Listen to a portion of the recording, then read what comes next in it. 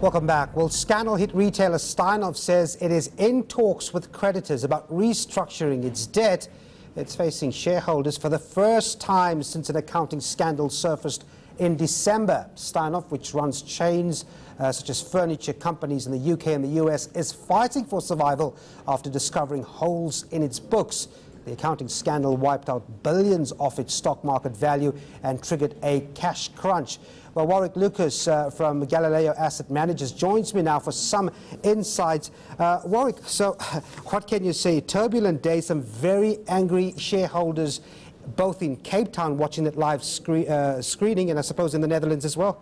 Yeah, I mean, it's bad enough the amount of liabilities they've got, but then just to further mix up the pot, it's clear signs of contingent liabilities there as well, with obviously angry vendors of businesses sold into Steinhoff, obviously looking into to place their claims from the point of view that the script that they received from Steinhoff was obviously, with the benefit of hindsight, tainted, and they obviously have their oar to put in the pot here.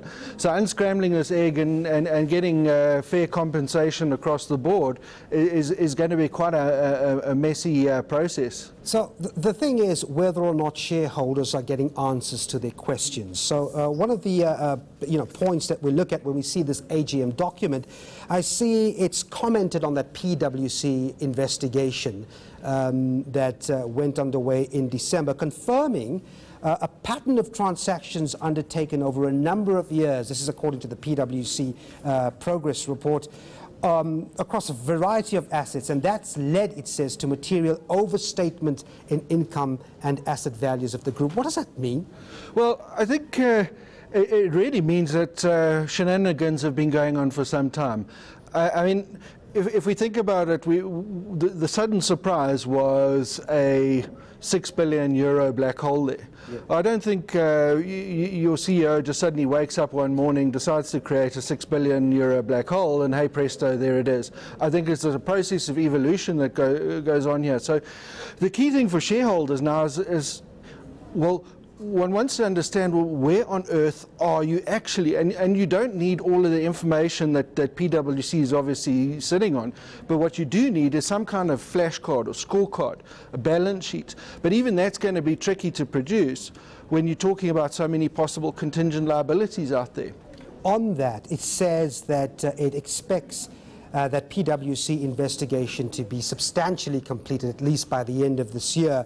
But on the full year 2017 audited results, it says giving a date round about December this year as well. But even then, we can't guarantee those results will be out. Yeah, I mean, one of the funny things is that the previous year's full year results are going to come out 6 months after the upcoming interims. I mean, that's a bit of a contorted or convoluted situation as is. I mean, quite frankly, as I say, the most important thing is to actually see that balance sheet. But I suppose we've at least got some sense of comfort in that they're promising to put those out in June. Yep. But will they actually meet that? It's difficult to say. I think the biggest concern is okay, so I won't say that this is a liquidation, but clearly from being a distressed situation, you're possibly talking about a proxy liquidation.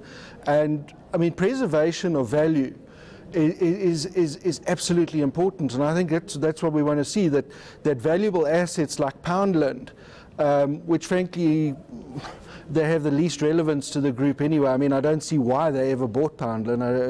It didn't make a lot of sense to me. Great company, sure, but didn't make sense in the, so why not speed up and get those listed in a way and make sure that those businesses are preserved, and also give some kind of visibility to great assets like Star Africa, that management there start being in a position to paddle their own canoe, do simple things like manage their own balance sheets, have better visibility in terms of being able to control it, rename the business, etc., etc. I mean, let's not kid ourselves.